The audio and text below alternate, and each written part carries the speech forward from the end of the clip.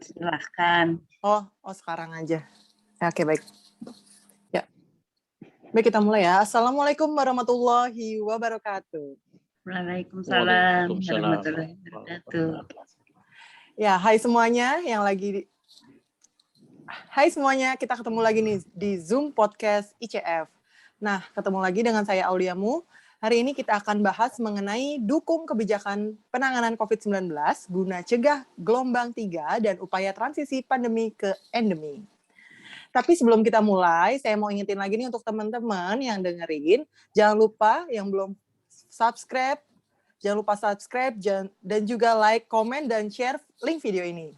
Nah, kali ini ada Pak Saiful SH atau Mas Bejo selaku pengamat kebijakan publik. Halo, apa kabar Mas Bejo? Halo, sehat Bu Aulia, apa kabar? Sehat. Alhamdulillah sehat. Nah, yang kedua ada Dr. Yati Supriyati. Selamat siang, Bu Dokter. Halo, Bu Dokter. Siang, Mbak Aulia. Sehat, luar biasa Sehat. ya. Iya, alhamdulillah. Nah, sebelumnya potensi endemik penyebaran virus tidak dapat dikendalikan karena hal tersebut merupakan perilaku virus tersebut. Namun, hal eksternal lain dapat dikendalikan seperti pemberian vaksin dan perilaku manusia. Nah, kita langsung aja kali ya, Dokter Mas Bejo, Bu Dokter. Iya.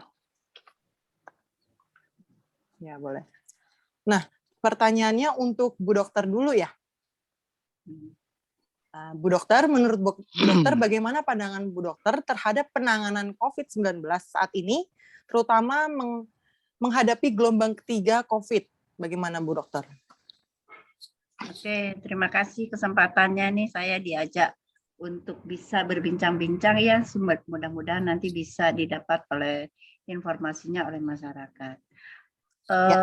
Kalau saya melihat kebijakan yang sudah diberlakukan oleh pemerintah, menurut saya ini sudah luar biasa ya, sehingga pemerintah sudah bisa melakukan bagaimana menurunkan atau mempertahankan COVID ini yang tadinya begitu tinggi, sekarang sudah sampai di level yang rendah. Menurut saya di beberapa daerah, mungkin kalau saya ada di Jawa Timur, sudah mulai melandai ya kasus-kasus. Andai kata ada kasus ini juga tidak terlalu berat seperti apa yang kita temui di 2 tahun yang lalu. Menurut saya ini sudah luar biasa karena kerjasama dari pemerintah, tidak dari pusat saja, tetapi bagaimana kekuatan di paling bawah, yaitu di kebijakan daerah di kabupaten, terutama provinsi dulu ya, sebagai leadernya di satu daerah, kemudian bagaimana menjabarkannya di kabupaten, di daerah wilayah yang terkecil, tetapi tidak kalah penting adalah bagaimana peran dari perangkat desa atau daerah yang ada di wilayah itu juga sangat-sangat menentukan ya untuk kebijakan ini. Jadi leader atau petunjuk dan bagaimana ini penanganan dari COVID ini sudah begitu bagus sekali gitu. Menurut saya ini luar biasa, sungguh luar biasa, sehingga masyarakat diberikan kesempatan untuk bisa berkolaborasi lagi atau berinteraksi lagi dengan lingkungannya gitu. Itu Mbak Olia menurut saya kebijakan dari pemerintah. Ya, baik, terima kasih Bu Dokter. Kalau menurut Mas Bejo, bagaimana pandangan Mas Bejo selaku pengamat kebijakan publik mengenai penanganan COVID-19 saat ini? Baik, terima kasih. Assalamualaikum warahmatullahi wabarakatuh. Bu Dokter, apa kabar? Salam kenal, Bu. Ya, kabar baik Pak Bejo. Salam kenal juga saya dipertemukan oleh Mbak Olia. Ya. Terima kasih kepada Indonesia Care Forum yang telah memberikan waktu untuk diskusi kita pada kesempatan siang hari ini. Temanya adalah dukung kebijakan penanganan COVID-19 guna cegah gelombang ketiga dan upaya transisi pandemi ke endemik. Kita semua tahu bahwasanya upaya pencegahan penularan COVID-19 itu terus diupayakan semaksimal mungkin oleh pemerintah dan seluruh jajarannya. Terlebih lagi saat ini kita akan menghadapi libur Natal dan Tahun Baru yang mana itu diproyeksikan atau diagendakan dan itu merupakan gelombang ketiga daripada COVID-19 yang terjadi di negara kita di Indonesia.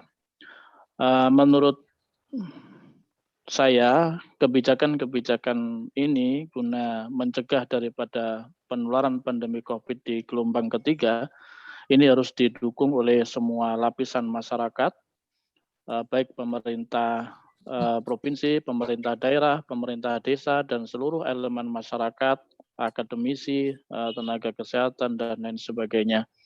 Yang mana ada beberapa hal prioritas yang harus dimaksimalkan menurut saya. Yang pertama adalah percepatan vaksinasi untuk lansia.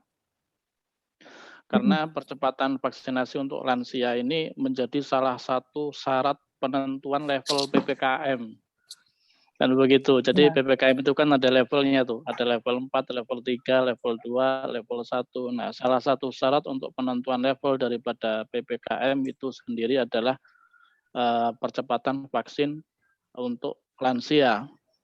Yang mana setidaknya minimal 50% di suatu provinsi itu sudah dilaksanakan cakupan vaksinasi untuk lansia, maka penetapan level PPKM-nya diturunkan. Saat ini sudah ada 12 provinsi yang sudah melaksanakan vaksinasi untuk lansia yang senilai 50%. Dan kita juga tahu kemarin Menteri Kesehatan menyampaikan bahwasanya stok vaksin secara nasional di Indonesia itu ada 287 juta dosis, yang mana yang 273 dosis itu sudah dikirim ke masing-masing daerah. Dan yang sudah disuntikkan kepada peserta vaksin, masyarakat yang mengikuti vaksin, itu ada 225 juta dosis. Dan masih tersisa 50 juta dosis. Jadi antisipasi untuk percepatan vaksin selama 1 bulan menghadapi daripada gelombang ketiga itu disiapkan 50 juta dosis.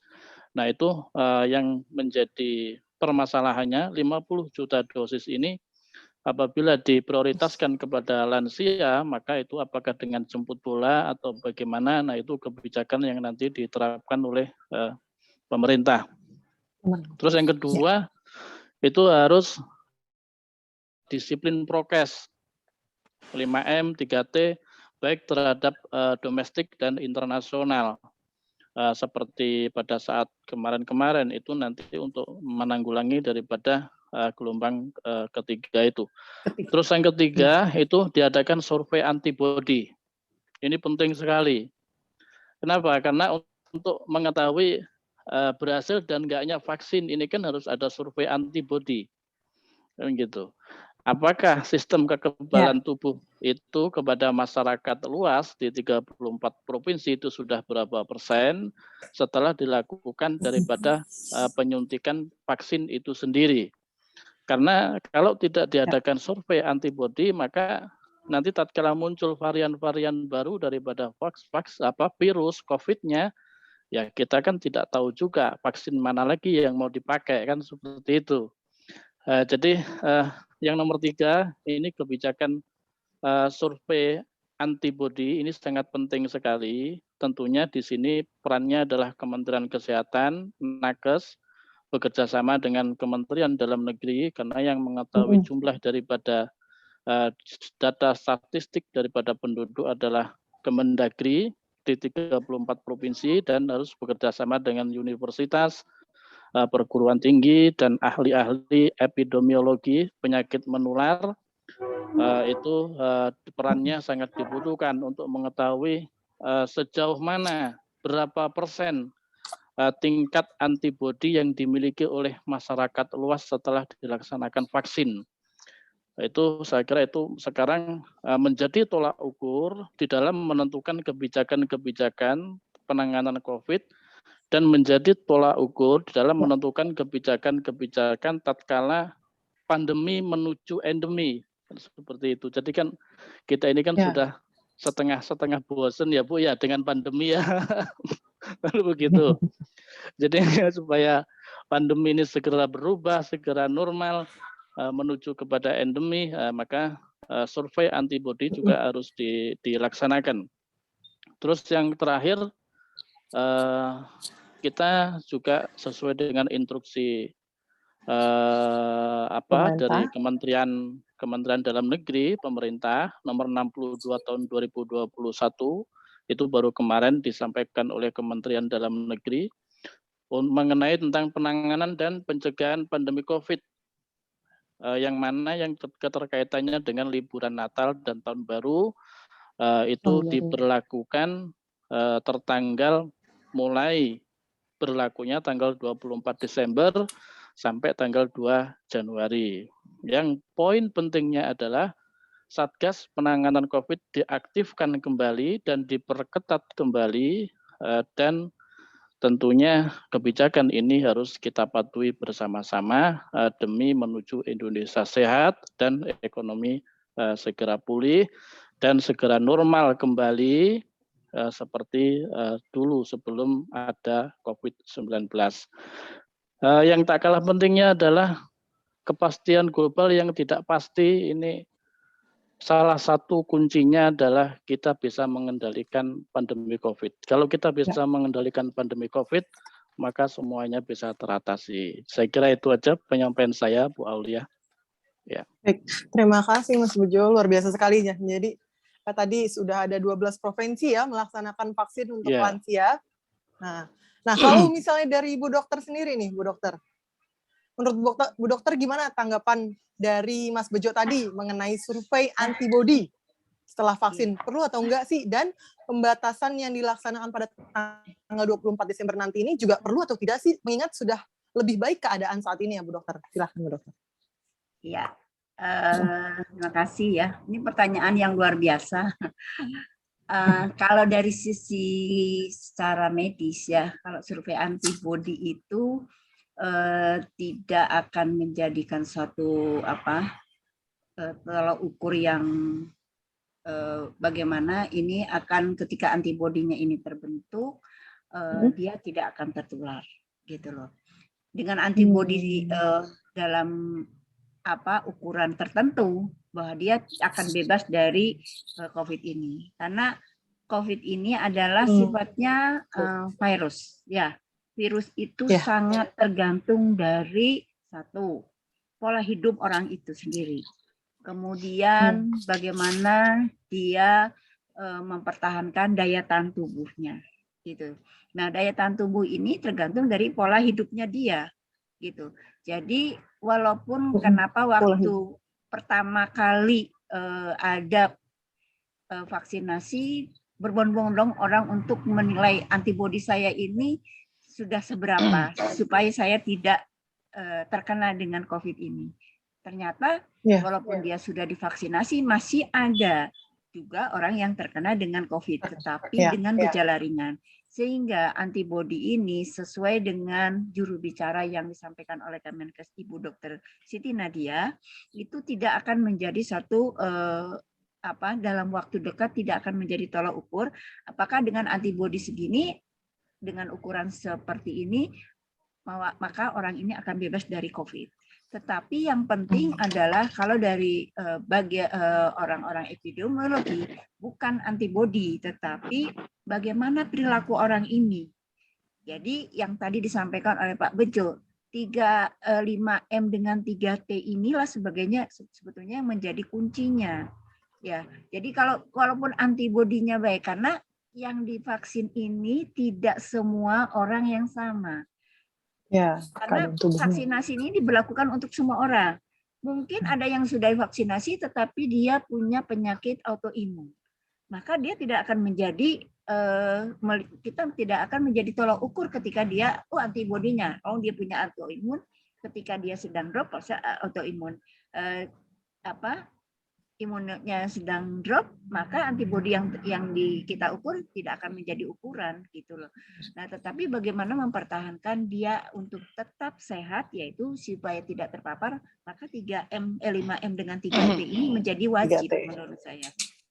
Jadi antibodi, kalau menurut dari Bu Siti Nadia, bahwa dari bagian penyakit dalam yang disampaikan oleh dari RSCM juga, bahwa untuk survei antibodi tidak akan diberlakukan dalam waktu dekat. Karena yang sekarang justru yang akan dipikirkan ini, ketika orang ini sudah mendapatkan vaksin dasarnya 1 sampai dan 2, justru yang harus dipikirkan bukan antibodi. Bagaimana ini booster yang akan dilakukan seperti sekarang ini kan kepada nakes boosternya untuk memperkuat vaksin yang sudah diberikan di vaksin 1 dan 2. Nah, ternyata dengan pemberian booster, kalau kita lihat angka kejadian, angka kesakitan dari teman-teman nakes begitu besar, dia menurun sekali kasusnya. Nah, untuk itu mungkin yang dipikirkan ke depan adalah, kalau tidak salah Ibu disampaikan bahwa booster akan diberlakukan, tetapi masih dipikirkan nanti 6 bulan kemudian atau mungkin di tahun 2022. Nah, booster ini nanti kepada siapa dulu prioritas yang akan diberikan? Kalau yang sekarang saat ini adalah booster yang dilakukan khusus kepada tenaga kesehatan, karena mereka lah yang paling erat hubungannya dengan pasien-pasien COVID ini. Nah, sedangkan pada masyarakat, kapan booster ini akan dilakukan? Ya tergantung. Ketika ini 5M dan 3T sudah bisa dilakukan dengan baik dan optimal, dan Satgas COVID-nya juga sudah berjalan di lingkungan, ternyata ini kasus juga sudah menurun. Apakah nanti akan dilakukan booster lagi pada masyarakat? Nah, inilah mungkin yang sedang dipikirkan oleh tim COVID ini. Menurut saya itu, ya. Jadi antibodi sementara ini memang ada beberapa yang mengatakan perlu, tetapi ternyata itu tidak juga menjadikan suatu patokan atau menjadi pegangan, karena untuk pemeriksaan antibodi ini cukup mahal. Ya, bagaimana? Apakah masyarakat ini mampu untuk bisa memberikan antibodi, atau pemerintah yang akan menanggung? Apakah pemerintah mampu dengan vaksinasi aja sudah luar biasa dana yang dikeluarkan? Menurut saya itu mungkin Pak Bejo atau Mbak Aulia, antibodi ini perlu atau tidak perlu, tetapi kapan kita bisa lakukan gitu. Itu aja mungkin Mbak Aulia. Ya justru pemberian booster dapat menurunkan kasus ya Bu Dokter ya. Ya. Gitu. Nah, Bu Dokter, ya kalau misalnya pembatasan yang akan kita lakukan nanti pada tanggal 24 Desember ini, masih perlu nggak sih Bu Dokter, mengingat kasus sudah lebih baik? Iya, mungkin masyarakat harus tahu ya dulu, karena masyarakat ini mengenal ada beberapa istilah. Ada yang namanya endemik, ada yang namanya epidemi, ada yang namanya pandemi. Kalau endemik ini adalah ketika itu sangat erat dengan perantara untuk penularannya. Contohnya endemik. Kalau endemik itu ada perantara yang penularnya. Contohnya malaria. Ya. Kemudian malaria itu hanya di daerah tertentu atau DPD. Nah, sedangkan ini kalau ini adalah COVID ini adalah virus. Yang virus itu tidak ada perindukannya.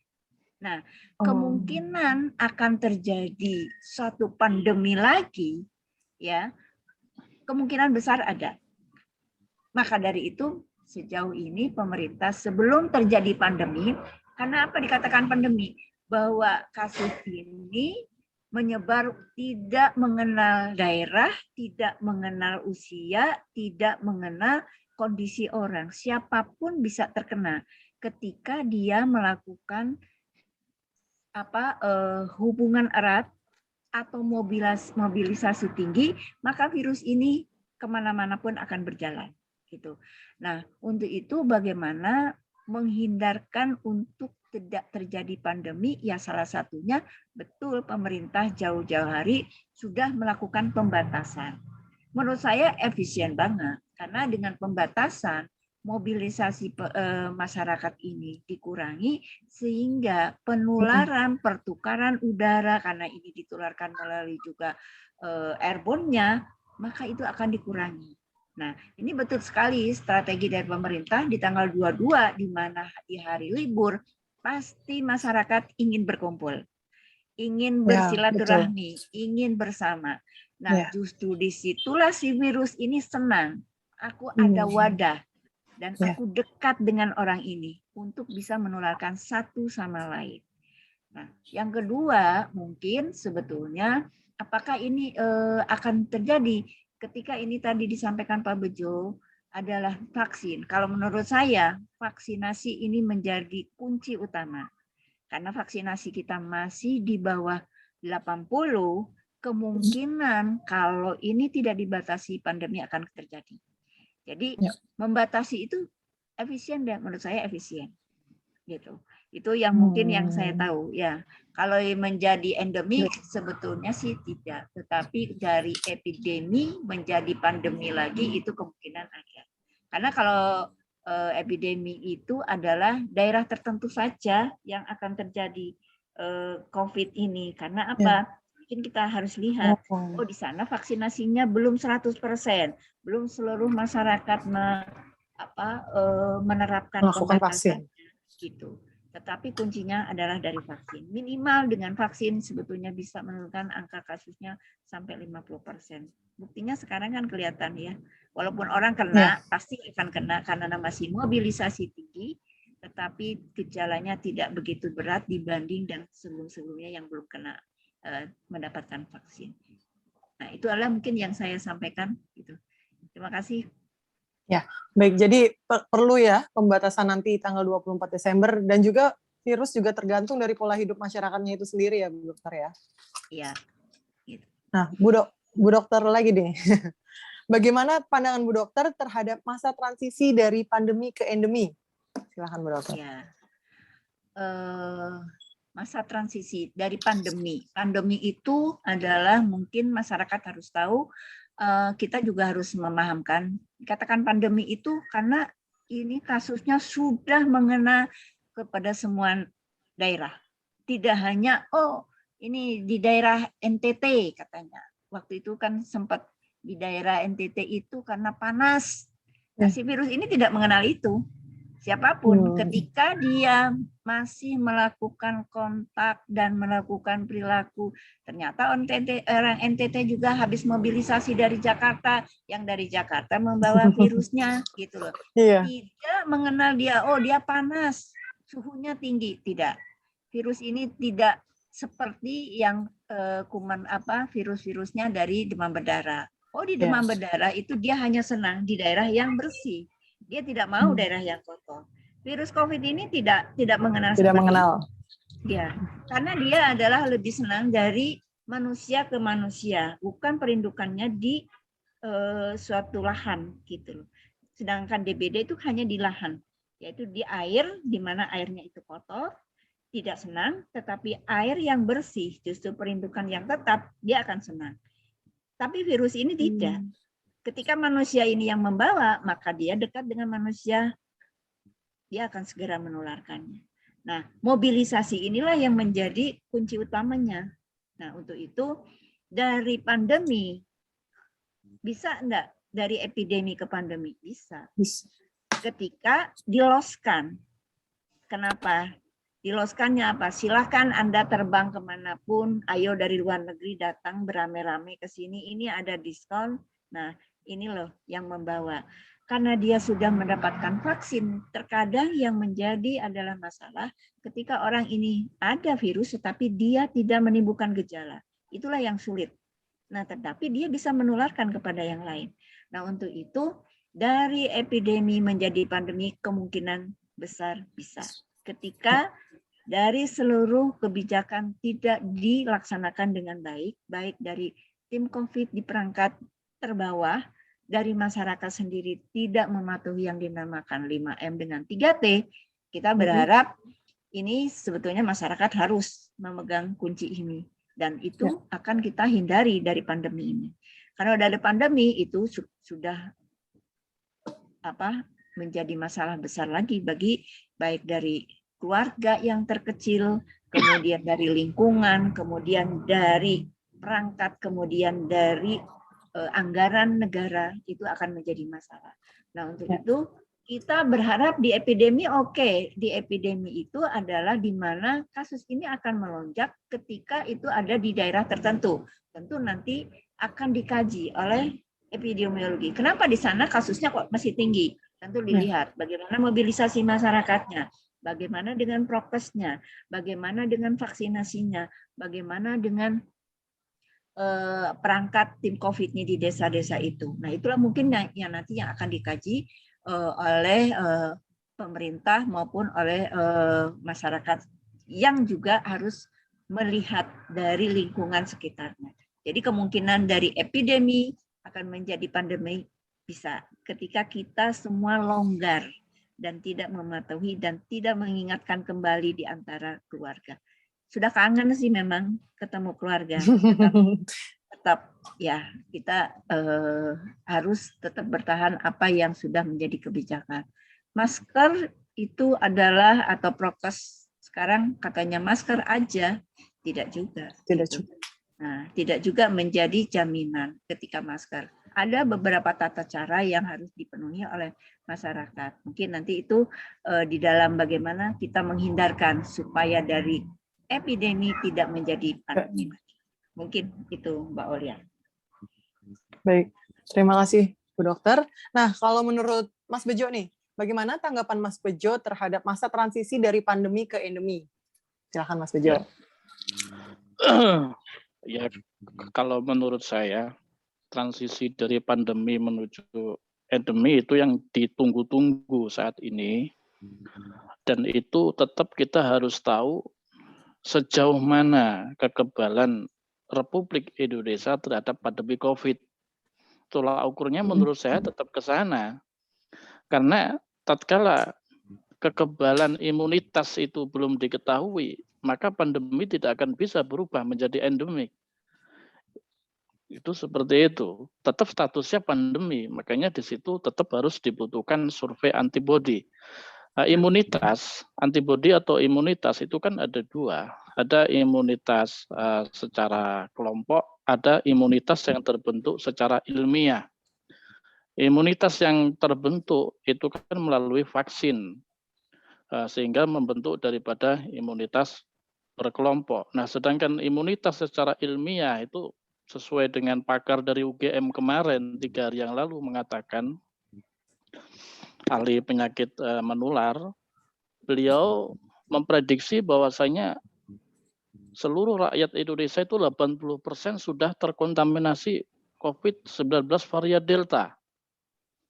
Sedangkan menurut ilmu kesehatan, itu apabila terinfeksi di atas 50% dan mengalami kesembuhan, maka di situ bisa menimbulkan daripada imunitas secara alamiah.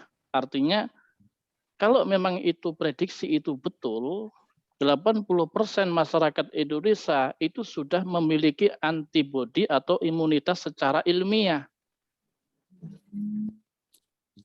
Kan saya kira begitu, Mbak Aulia, gitu loh. Nah, makanya dari pandemi menuju endemi ya sangat bisa, sangat mungkin itu terjadi. Kenapa? Karena menurut pakar dari UGM kemarin yang direspon juga sama Kementerian Kesehatan, bahwasannya 80% penduduk Indonesia itu mungkin itu sudah terkena varian Delta dan mengalami kesembuhan secara alami. Dengan seperti itu maka terbentuk imunitas secara alamiah. Artinya 80% masyarakat Indonesia itu sudah memiliki imunitas secara alamiah. Maka sangat bisa sekali dari pandemi menuju endemi. Akan tapi walaupun demikian tetap kebijakan-kebijakan pemerintah yang telah diputuskan itu harus ditaati dan dipatuhi bersama. Ya, salah satunya vaksin untuk lansia, untuk anak-anak sekolah, terus prokes, 3M, 3T, menjaga jarak, dan lain sebagainya. Itu tetap harus dijalankan sampai survei yang saat ini sedang berlangsung dari Kementerian Kesehatan di 1000 desa di 34 provinsi, itu betul-betul menghasilkan kesimpulan yang dengan data dan sangat akurat. Saya kira begitu, Mbak Aulia.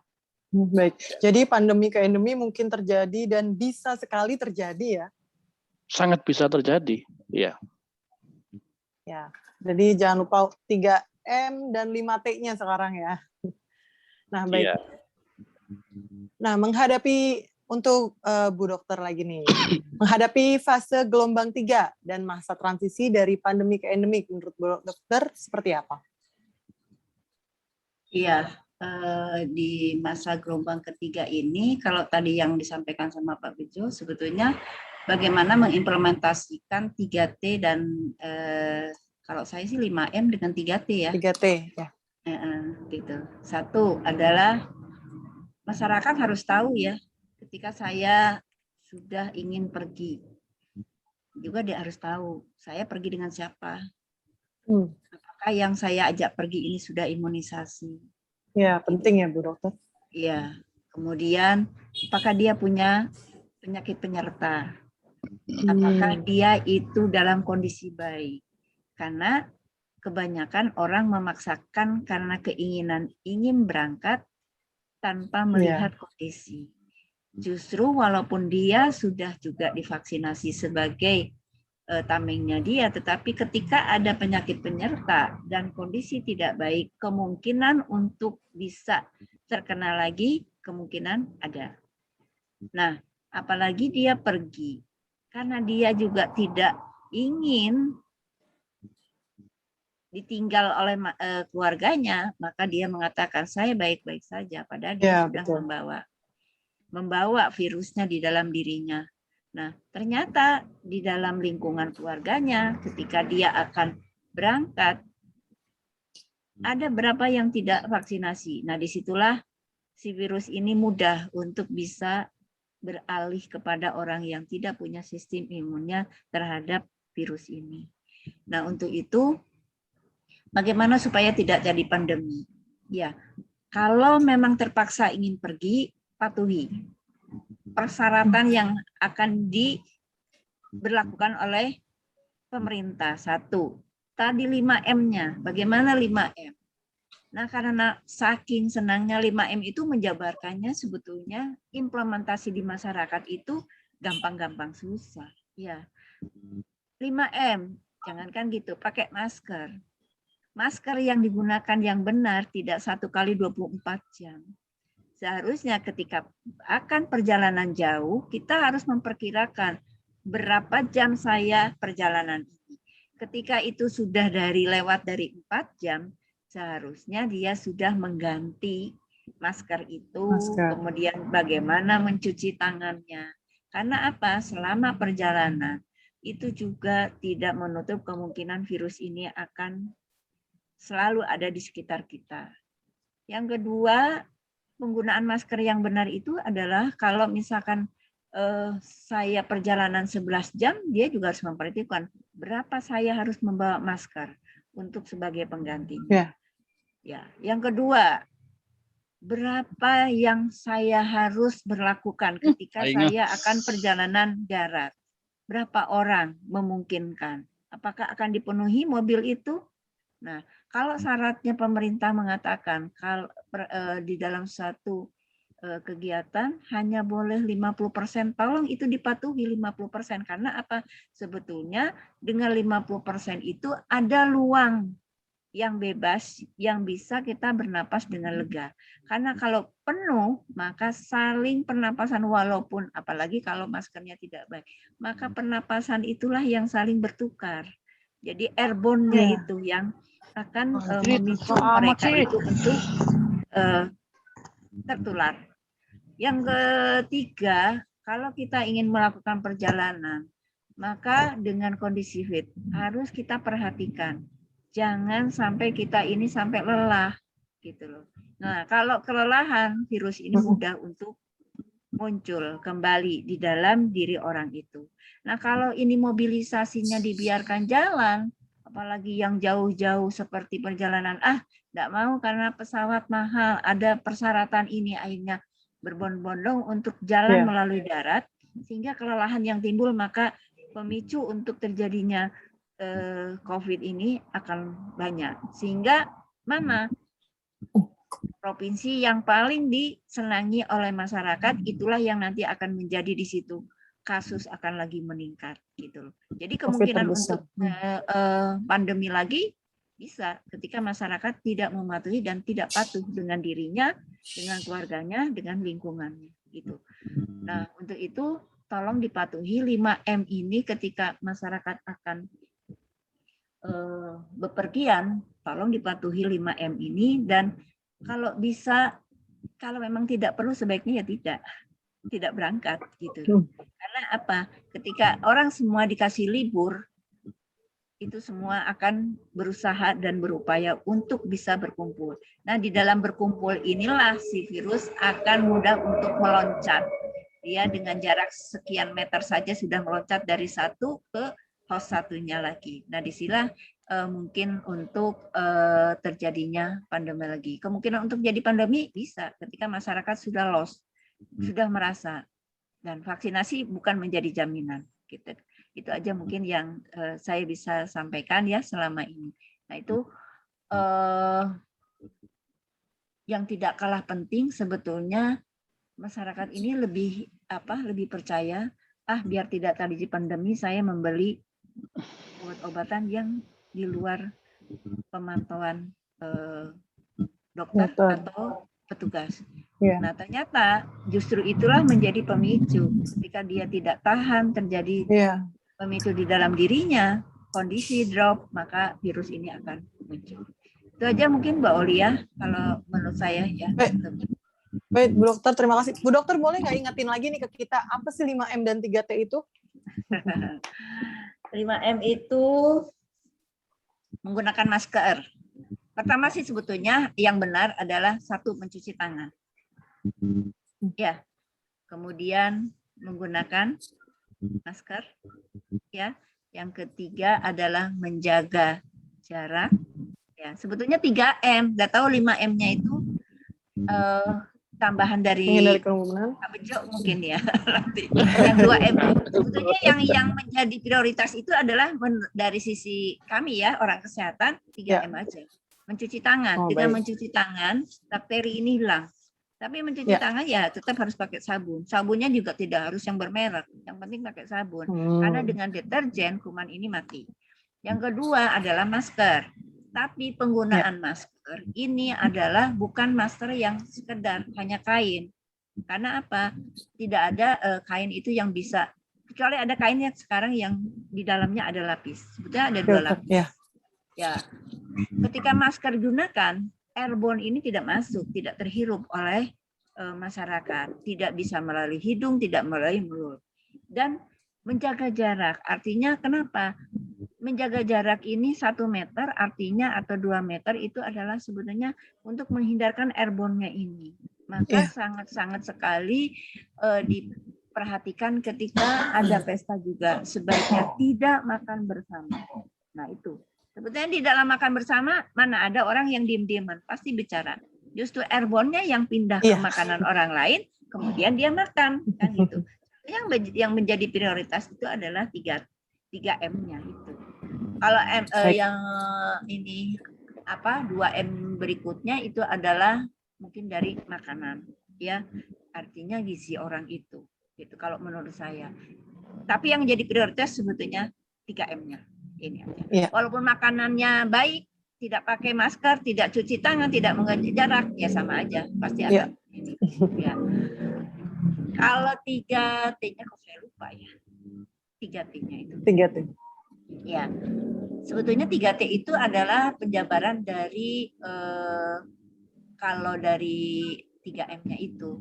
Kalau kita itu adalah sudah mencuci tangan, T-nya, kalau T-nya itu ke arah bagaimana dia juga harus tahu ketika ada badan tidak enak, mungkin dari kondisi tubuhnya. Jadi dari fisiknya 3-nya. Jadi T, tepat segera melakukan tindakan. Kemudian tepat dalam berobat, kemudian yang itu lebih ke arah kelayanannya. Jadi makanya pada saat COVID ini harus punya seperti pengukur O2 dan suhu. Jadi ketika itu harus sudah tepat. Saya harus segera ke layanan. Saya harus segera mendapatkan pengobatan dan saya harus segera mendapat penanganan untuk kasus saya. Jangan sampai dia jatuh ke arah yang lebih berat. Itu aja mungkin Mbak Olia, karena Baik. masyarakat kalau dijabarkan 3T ini, tapi bagaimana implementasinya itulah yang bingung gitu. Iya, betul. Gitu aja. Baik, terima kasih Bu Dokter. Selanjutnya ke Mas Bejo nih. Nah, kalau menurut Mas Bejo tadi mengenai bagaimana menghadapi fase gelombang 3 dan masa transisi dari pandemi ke endemik, dan tanggapan Mas Bejo mengenai tadi, kita kalau kata Bu Dokter, kita penting untuk tahu dengan siapa kita pergi. Itu menurut Mas Bejo gimana? Terima kasih. Ya, itu memang penting, kan makanya itu kan ada kebijakan PPKM ya, pemberlakuan pembatasan kegiatan masyarakat, mobilitas dibatasi, karena walaupun kita sudah vaksin itu kan hanya meningkatkan imunitas sistem pertahanan tubuh, kan begitu ya. Kita tetap harus mematuhi daripada prokes, memakai masker, mencuci tangan, menjaga jarak, dan lain-lainnya. Makanya saya sangat setuju sekali penerapan PPKM di level 3 nanti diterapkan pada saat Natal dan Tahun Baru 24 Desember sampai 2 Januari. Itu salah satu daripada kebijakan yang berupaya untuk mencegah terjadinya naiknya kasus COVID di gelombang ketiga. Terus yang kedua, perlu adanya sosialisasi, ditingkatkan kembali tentang pentingnya daripada kesehatan dan tentang pentingnya daripada vaksin dan pentingnya menjaga jarak dan prokes, protokol kesehatan. Ini sosialisasi harus digiatkan kembali. Ya. Jadi upaya-upaya itu, yang pertama itu dari penerapan PPKM, yang kedua sosialisasi, terus yang ketiga kita sebagai masyarakat, sebagai warga negara Indonesia yang taat pada hukum, ya kita beradaptasi, kita mengikuti daripada kebijakan-kebijakan pemerintah yang telah diputuskan. Itu kan demi kebaikan kita bersama. Itu seperti itu. Indonesia sehat. Suatu negara apabila kesehatannya baik, maka ekonominya akan baik. Dan itu sudah sering disampaikan oleh beliau, Bapak Presiden. Bahkan hari ini pun beliau menyatakan bahwasanya ketidakpastian global itu supaya menjadi pasti, maka salah satu kuncinya adalah kita bisa mengendalikan pandemi COVID-19 ini. Begitu Mbak Aulia. Baik, terima kasih Mas Bejo atas tanggapannya. Nah, selanjutnya ke Bu Dokter lagi nih. Bu Dokter, bagaimana saran dari Ibu untuk penanganan COVID-19 di Indonesia untuk pemerintah dan masyarakat? Menurut Ibu bagaimana?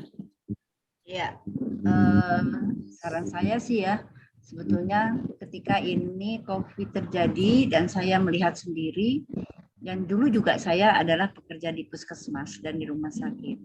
Jadi mungkin sebelum dan kita tidak berharap terjadi pandemi, maka pemerintah pusat mungkin dari melalui Kemenkes bahwa kekuatan layanan di daerah harus sama. Karena mungkin angka kematian ini kemampuan untuk layanan di tingkat, contohnya tingkat puskesmas, tidak sama di perkotaan maupun di yang desa-desa. Nah, untuk itu mungkin harus ada sistem center. Walaupun puskesmas itu hanya melayani yang dasar, tetapi ketika terjadi, mudah-mudahan sih tidak terjadi ya, harapan saya, pandemi, harus punya center. Wilayah ini puskesmas mana yang mampu untuk bisa penanganan awal. Karena kalau semua itu dirujuk ke rumah sakit, ya akhirnya kita seperti lihat yang lalu. Banyak yang tidak tertangani di rumah sakit karena kemampuan untuk menanganinya juga terbatas. Jadi di level puskesmas itu harus dikuatkan. Jadi yang namanya layanan dasar itu harus kuat. Nah, sebelum layanan di puskesmas, tentu di perangkat daerah ataupun di kabupaten ataupun di kecamatan harus punya center untuk yang namanya sebelum orang ini harus ditangani yang lebih serius, tentu ada yang ringan. Nah, pembedaan yang ringan seperti isoman ini tidak lagi kita berharap isoman itu harus di rumah. Karena apa? Ini tidak efektif. Karena ini akan menjadi pemaparan bagi lingkungan di rumahnya. Yang tadinya tidak terkena menjadi kena gitu. Jadi isoman ini di tingkat wilayah harus ada. Seperti yang sudah diluncurkan oleh Jawa Tengah ya. Kemudian sebetulnya di Jawa Timur Surabaya juga ada satu counter atau tempat di mana untuk isoman di mana yang kasus-kasusnya ringan, sehingga dia tidak memaparkan kepada lingkungan yang terdekat atau lingkungan sekitarnya. Ketika itu levelnya naik dari yang tadi ringan menjadi kepada mana pelayanan yang terbaik, yaitu yang bisa, artinya terbaik di sini yang bisa menangani dengan kemampuan petugasnya yang harus ditingkatkan. Mungkin harus dalam waktu sudah ini tidak lagi pandemi, epidemi, mungkin tenaga kesehatan harus di-refresh. Apa saja protapnya yang harus dilakukan ketika ini ada kasus seperti ini. Karena di puskesmas itu tidak semua puskesmas, sarana prasarananya tuh sesuai dengan untuk penanganan COVID ini. Sangat-sangat minim. Di perkotaan saja mungkin yang bisa gitu. Nah, kalau tidak bisa semua puskesmas, tentu harus ada center-center. Ini harapannya kepada pemerintah. Nah, kalau seperti sedah itu, bagaimana dengan rumah sakit? Nah, rumah sakit tidak hanya ke rumah sakit daerah. Kita berharap rumah sakit swasta juga punya partisipasi untuk bisa menangani COVID ini, sehingga seluruh layanan bisa bergandeng tangan dalam penanganan COVID ini, sehingga penanganan ini akan lebih baik dan angka kematiannya juga mungkin saya rasa akan lebih kecil lagi. Baik. Ya, karena kemarin senternya lebih ke rumah sakit daerah atau rumah sakit umum. Sedangkan rumah sakit swasta hanya beberapa. Padahal mungkin di beberapa provinsi rumah sakit swastanya begitu banyak. Nah, tentu mungkin rumah sakit swasta ini juga harus dipikirkan tentang bagaimana maintenance mereka, bagaimana support pemerintah terhadap rumah sakit swasta untuk kebutuhan-kebutuhan ini. Itu harapan saya kepada pemerintah. Tetapi saya berdoa supaya tidak terjadi pandemi lagi.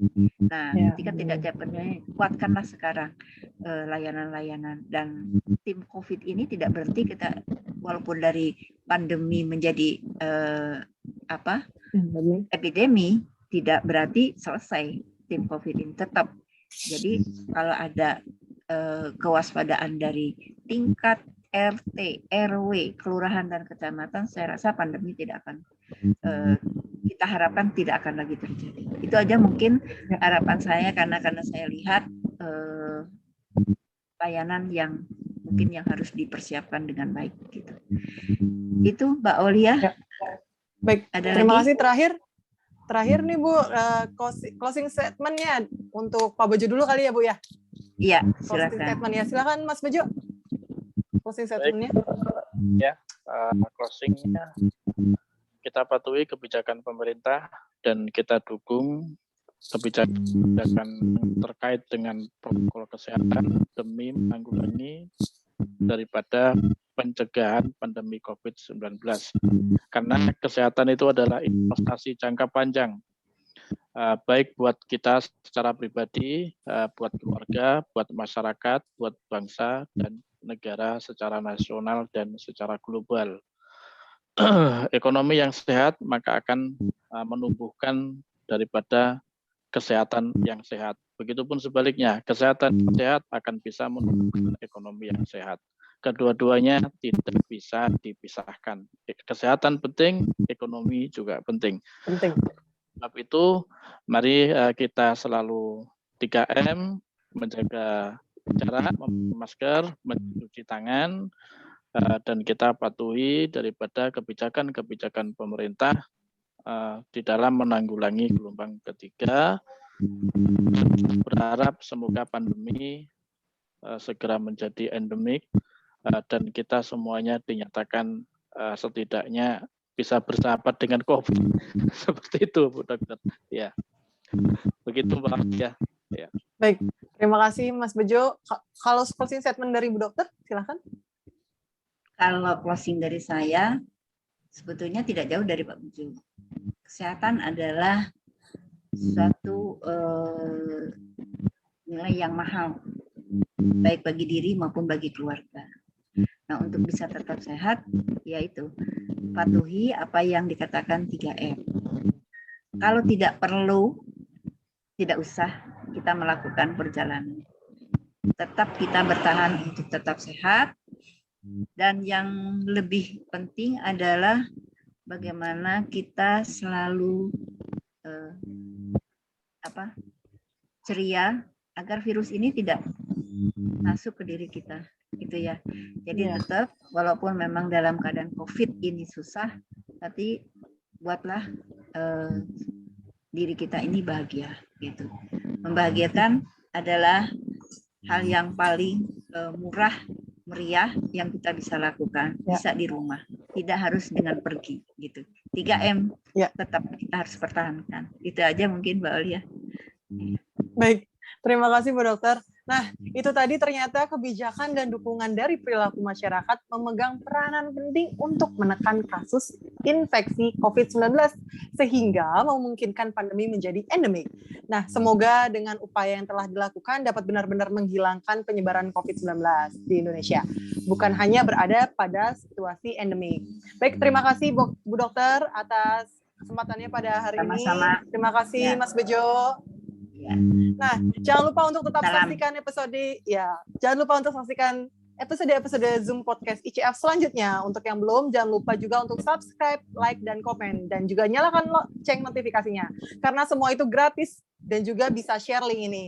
Dan langsung saja saya pamit undur diri. Auliamu, wassalamualaikum warahmatullahi wabarakatuh. Terima kasih Bu Dokter, Mas Bejo. Ya, terima kasih Mbak Aulia. Makasih Pak Bejo.